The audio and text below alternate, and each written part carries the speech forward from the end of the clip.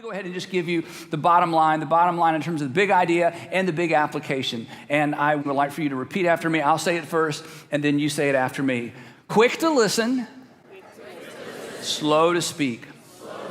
Quick to listen, slow to speak. And now we're going to go back to middle school camp, and I'm going to ask you to do hand motions. We're going to put hand motions with this. So I'd like for all of you, I know it's kind of silly, if you would, even if you're watching at home or if you're driving, just maybe one hand, keep one hand on the wheel, all right, both eyes on the road. Just put your fist together like this in your lap, or just kind of hold your fist. And when we say quick to listen, we're going to open those hands real quick, like quick to listen, okay? So here we go. Ready? Quick to listen, slow to speak. Keep those hands open. Ready? One more time. Ball them up. Ready? Quick to listen, slow to speak. Now, why do we do that? Because when you're in conflict, you're having an argument, you're having a difficult conversation with somebody, you know what happens? You don't recognize this, we don't realize this, but it just happens. Our hands, they do this. They close up. And when they close up, it means our minds are kind of shutting down, and our ears are, shutting down, and our heart's shutting down. We're just kind of closing up. And the reason in conflict, especially verbal conflict or an argument, or we're listening to somebody and we're just, kind of building up all this stuff on the inside, the reason that happens, the reason we close up is because, and this is the interesting thing about all conflict, is because we want exactly what the person we're having the conflict with wants. We actually, both parties want the very same thing. Both parties want to be heard, right? I want to be heard. And more than heard, I want to be understood, right? I want you to be quick to listen to me, and I want you to be slow to speak, but you want me to be quick to listen and slow to speak because you want to be heard and understood. I want to be heard and understood. It's like we're saying, look, we may not ever agree, but you've got to listen to me.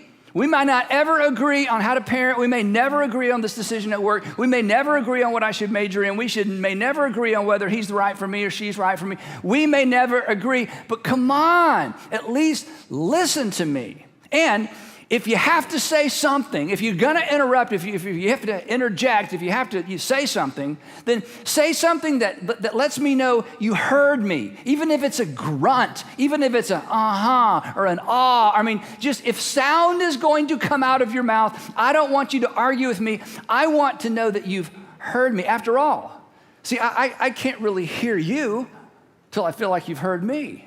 And you can't really hear me until you feel like, to some extent, I've heard you, right?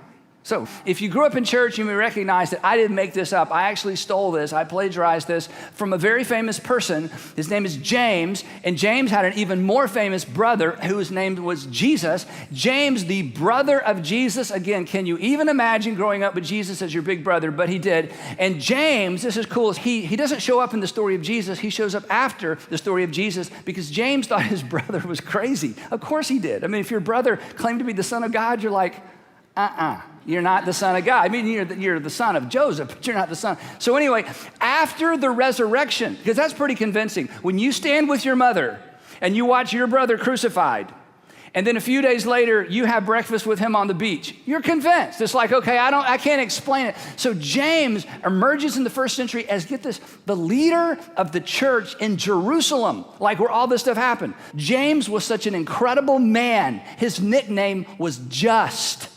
J-U-S-T. He was known as James the Just, and he was stoned to death because of jealousy and because of what was going on between the church and Judaism back in the first century. But before James the Just went on to his just reward and saw his brother again, imagine that reunion. You're back. Oh, what's a man? I mean, we can't even imagine this stuff, right? Before he did that, he wrote a letter to the church. And in the letter, he talks about how important it is for us relationally to learn to listen and to learn to speak at the right time and to say the right thing. So here's what he says. And the opening line, if you're a woman, I'm telling you, I cannot exaggerate what we're about to discover. In the first century, women in just really in any environment, in any culture, had little to no rights. They couldn't testify in court. They were property. Fathers decided who their daughters were going to marry based on how it helped them politically or financially. So women just had no rights. James, the brother of Jesus, who has been impacted by the fact that Jesus elevated the status and the dignity of everybody, opens the letter like this. He says, "My dear brothers and sisters, because you're on equal footing. Times have changed. God has done something new in the world." Wow. My dear brothers and sisters, take note, that is, sit up straight, and if you're taking notes, take note of this. We're like, all right, James, what you got? He says, everyone. So who are you talking to? Everyone. Everyone, and here's our line, everyone should be quick to listen, which doesn't make any sense. How do you listen quickly? I mean, you hear, but how do you speed up your hearing? And the reason he uses two words that really don't go together is because he's trying to make a very important point. That's what communicators do, right? So here's his point. Your first priority, number one thing in sequence, the most important thing relationally you can do, be quick to listen. Listen quickly. Make it first. Quickly before you do anything else. Listen. Which is, let's be honest, exactly what we want other people to do for us, right? So essentially, James is saying, this is just more of that thing that Jesus taught you. You are to do for others as your Father through Christ has done for you. You're to do for others what you want others to do for you. You want others to listen to you? Yeah. You want to be understood? Yeah. Then be quick to listen. And then here's our other statement, and slow to speak. Literally, the idea is be late. When it comes to your words, wait and be late. And I would add to it, and if you have to say something, be curious. Be curious. Ask a question. When the person that you're having conflict with is just going on and on and on and on, and you got to say something, be curious. Ask a question. You say, well, if I ask a question, they're just going to keep on talking. That's going to send them down another rabbit trail. It's just going to go on and on and on and on. Well, I would say this to you, okay? Ask 3 questions. Just keep providing more rabbit trails and more on-ramps to them talking. Why? Because your responsibility is to be quick to listen and slow to speak. And the longer they speak, the quicker you are to listen. And the quicker you are to listen, the quicker I am to listen, the more I learn. Now, if you're a parent or ever want to be a parent, and those of you who are parents, our kids are all in their 20s, so I've been through all the different seasons. I'm telling you, how much would I have given if I could have convinced my kids to be curious and to ask questions when I'm going on and on and on and on and on? And in fact, if you're a high school student and you're watching or listening to this, if you want to freak your parents out when they're kind of giving you that dad talk or that mom talk, you just say, Dad, I don't quite see it your way, but I really want to. So can you just say it a different way so I can understand? Boom, they're gone. They're going to pass. Why? Because nobody does that, because we argue. But if you can learn, if you can hit pause, if you can be curious, and if you can ask questions, you're quick to listen, and slow to speak. Everything changes. Now, I'll flip it around and say this. My worst parenting moments when I was quick to speak and slow to listen. And all of you with any kind of authority, you're tempted to do this, where it's like, okay, I've got the wisdom bucket, and I've got the experience bucket, and I got the age bucket, and I've got the insight bucket, and you don't even have frontal lobe development yet, so you stop talking now, and I'm going to pour all my wisdom and all my experience. Hey, where are you going? Hey, why won't my kids talk to me? Why don't they want to hang out with me? It's because you are driving them away. Now, parents, you need to know this. Husbands, you need to know this. Wives, you need to know this. You can write the person you love right out the door. You can write the person you love most right out of the relationship. You can write your all-star, rock star employee right out of the company. You can be right, and you will write them right out of the relationship. Because I want to be understood. I don't want to be lectured. And I'm willing to be open to your ideas if I think for a moment you may even partially understand what it is I'm trying to communicate to you. So we know this is important. We've been on both sides. I mean, you've seen your kids' eyes just glaze over, and you walk away from the conversation going, I don't understand. I know I'm right. I know I'm giving them good advice. I know I'm giving them, wise counsel. Why is it that we just can't communicate? And James would say, you idiot. Because you're not quick to listen. You're quick to speak. You want to enhance the relationship? Quick to listen, slow to speak. Quick to listen, slow to speak. Now, if you do that, if you get those two ideas, then what he says next comes easy. Here's what he says next. Everybody needs to be quick to listen, slow to speak, and slow to become angry.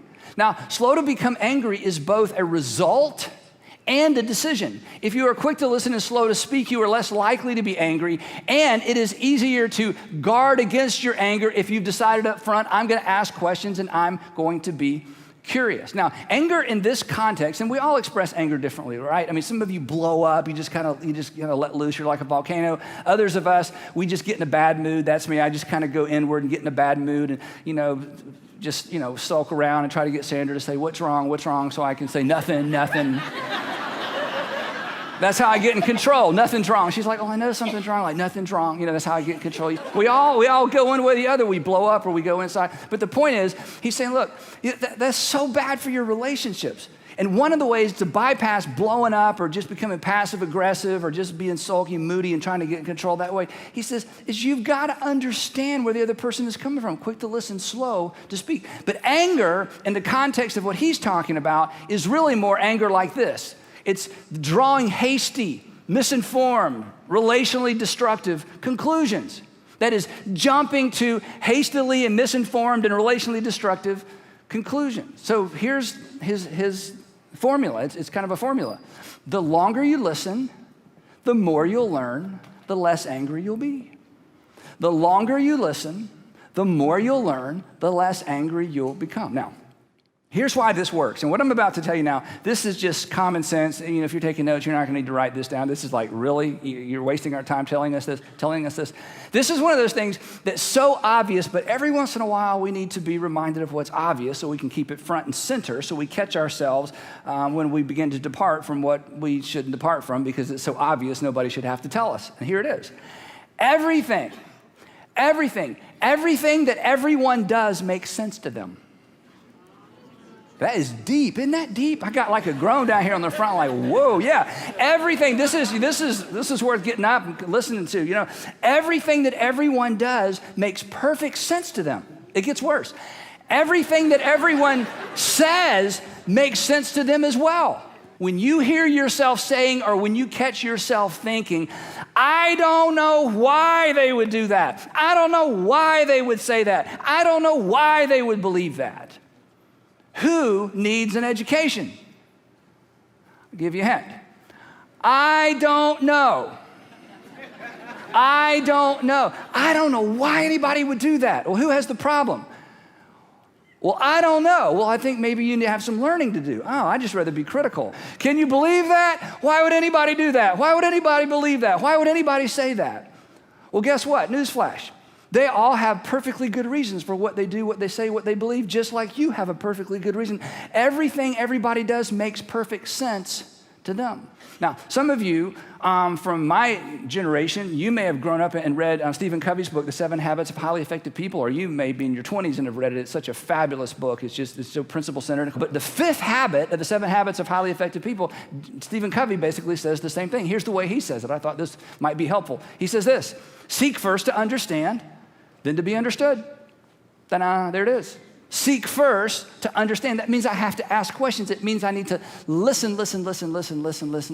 And then only when I understand do I seek to be understood. The way I try to do this, and I don't get this perfect, and I as a parent, I just so struggled with this.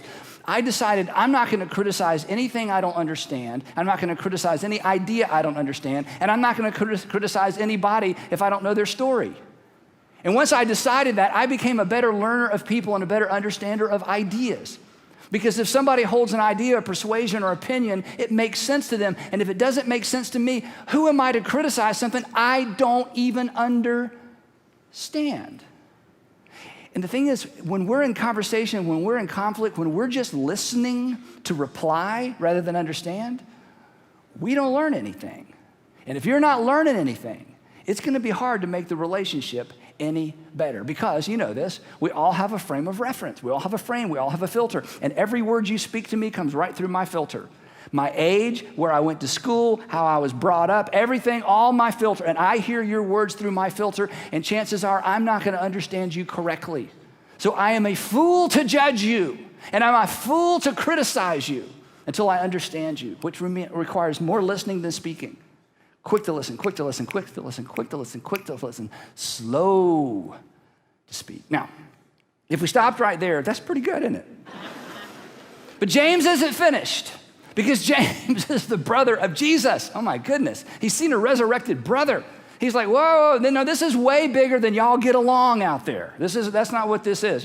Stop it, cut it out. Y'all listen, this isn't that. This isn't just, self-help. This is way bigger than that. He says, there's a divine agenda attached to this. And he continues, he says this, everyone should be quick to listen, slow to speak, slow to become angry, because, he says, now I'm going to tell you why. Now we think we know why. We think, oh, I know why we should do this. Because if I'm calmer, I'll be more convincing.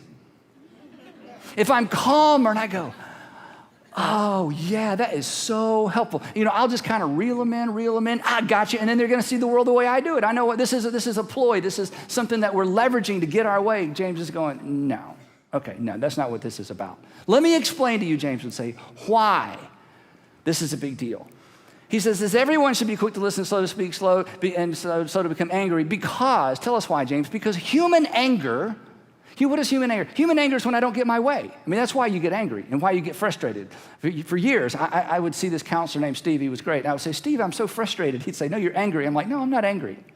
I'm just frustrated. He's like, what's the difference? I'm like, well, sounds better. It's like, I'm just frustrated. He says, no, you're angry, okay? So he says, James' point is, look, human anger, and we all know it's just that frustration. Sometimes we blow up, sometimes we internalize. He says, human anger that results from, talking all the time and not listening very much. Human anger does not produce or does not result in or does not cultivate, does not produce the righteousness that God desires.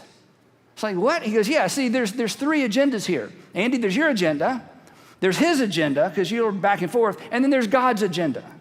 And as long as you're trying to be right and convince him you're right, that's your agenda, that's your rightness, that's how your rightness connects to your words. And that other person is trying to be right, and God has an agenda as well. My anger not getting my way and trying to convince you and convict you and control you and persuade you, my anger produces the rightness or the righteousness that I desire. And that's what the word righteousness means. It just simply means rightness. And do you know what my rightness is? My rightness is simply this. I know I'm right. That's my rightness, my righteousness. That my anger produces my rightness. I know I'm right. I want you to know I'm right. And I want everybody to know I'm right. And my anger and my frustration and my persuasion skills produce my rightness, my righteousness. And James says, that's not the righteousness or the rightness that God is after. That's not the right. And this is what he draws us into. And this is so big. We're going to come back to this in a couple of weeks. He says this. He says, let's be honest, folks. You want to be right at each other. God wants you to be right with one another. Big difference. You want to be right at one another. I want to convince you that I'm right, and I want you to finally throw up your hands and say, you're right. But let's be honest, okay, for those of you who are in relationships, okay, when you win an argument, do you really win anything?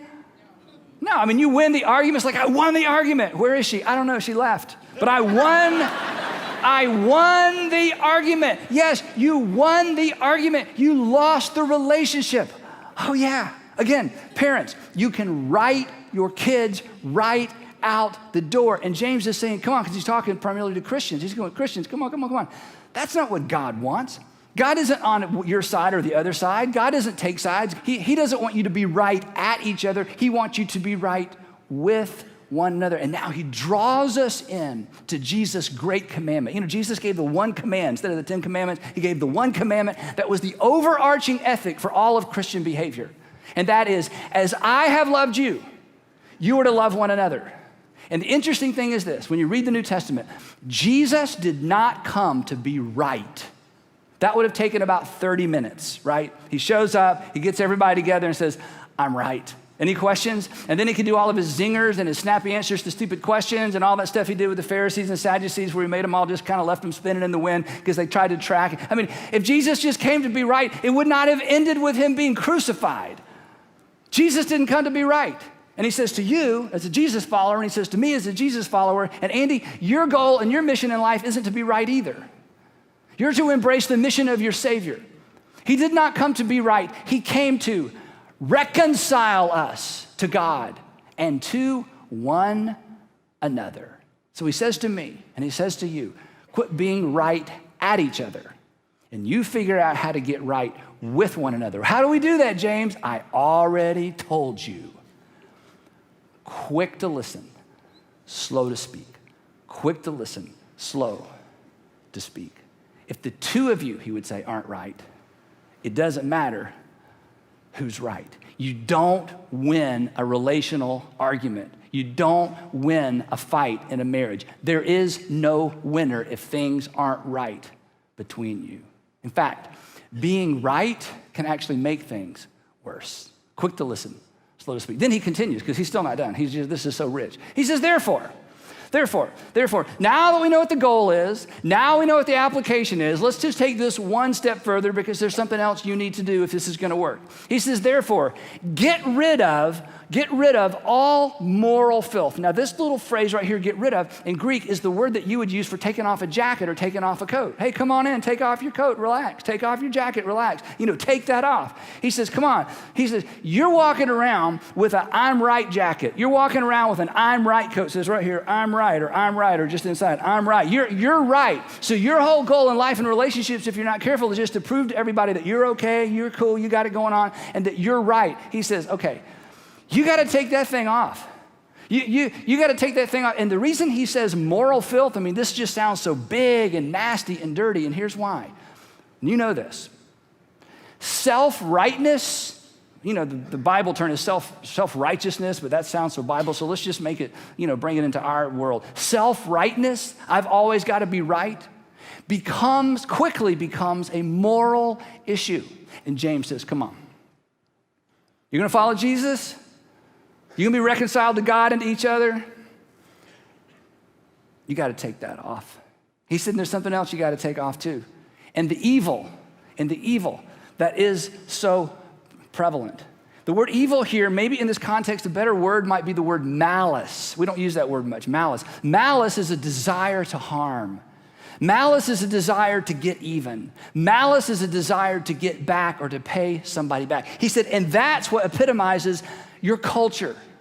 He says, when it dawns on us, you're in the middle of that argument with a husband or with your son or your daughter, your parents, or what, it's kind of escalating. He says, when you realize, okay, there I go again. I got on my convince, convict, control, I'm right jacket. He says, you just got to hit pause and go, okay, I'm just taking that thing off. Because I know where this leads, and it never leads to anything good, because even if I win, the relationship loses. And he says, let me give you an alternative. Take that thing off. And here's what I want you to put on. This is so powerful. And I love this. And humbly, here's a word that hasn't been a part of the conversation yet, but it's the key. And humbly accept the word implanted in you. He says, I want you to take off the I always got to be right, and I want you to put on humility.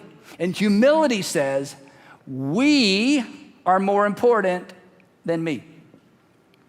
You are more important than me. And we, reconciling, keeping us on the same page, being right with you is more important to me than getting my way. That's humility. He said, I want you to receive, and then he kind of uses a little code word for New Testament stuff. I want you to receive the word implanted in you. He says, look, you're a Christian, aren't you? He's saying to this group, you're Jesus followers, aren't you? Yeah. He says, well, you already know how this works. You've already embraced the big picture. You've got the context. You've got the frame that God sent his son into the world to die for you. He put you ahead of himself, and now he's asked you to do that for others, right? Yeah. Well, then do that. Okay, I don't know how. I've told you how. Be quick to listen and slow to speak. He's saying, step back into this basic truth that you embraced when you first became a follower of Jesus. And then he ends it with this. He says, that which has the power to save you, not save you eternally. We're not talking about eternal life. Save you now. Save your marriage. Save your relationship. Save your job. Save your relationship with your son or your daughter. Save you from regretful words. Save you from having to apologize again. Save you from acting out in anger. Maybe saving you from divorce or perhaps prison. But the key word is the word accept. He says, you've got to step back into what you've known from day one as a Christian. You've got to accept it. You have to embrace it, because doing this, not knowing this, he talks about that later in his letter too, doing this is what makes all the difference. So here's what James, the brother of Jesus, who was martyred in the year 63 because he believed his brother was his Lord. I can't get over that. Here's what he says. He says this: my dear brothers and sisters, take note of this. Everyone should be quick to listen, slow to speak, and slow to become angry. And if you're quick to listen and you're slow to speak, then you will be slow to become angry. Why, James? Why should we do this? He says, because it's bigger than just getting along. Because human anger, that anger of I've got to be right and prove to you I'm right and always win all the conversations and the arguments, that kind of anger doesn't produce the righteousness, the rightness that God desires, because God desires for you to be right with each other, not at each other. Therefore, get rid of all that moral filth and the evil that's so prevalent in your culture, and humbly accept. Step back into the basic truths that got you on this journey to begin with, because that has the power to save you right now.